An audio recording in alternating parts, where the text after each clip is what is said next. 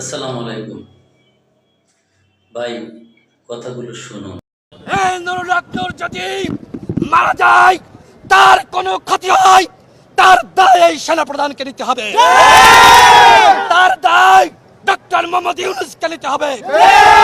আমাদের নেতা কর্মীদেরকে যাকে পেয়েছে তাকেই সেনাবাহিনী পিটিয়েছে, সাংবাদিকদের উপর হামলা করেছে, আমাদের বন্ধুদের উপর হামলা করেছে, এবং এই হামলার সময় বলা হয়েছে জুলাই ভরে দেওয়া হবে।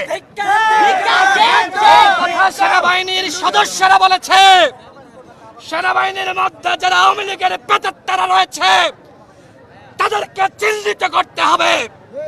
আমরা ডক্টর মোহাম্মদ ইউনূসকে বারবার বলেছি একটি প্রতিরক্ষ সংস্কার কমিশন গঠন করেন, কিন্তু আপনি উদ্যোগ নেননি।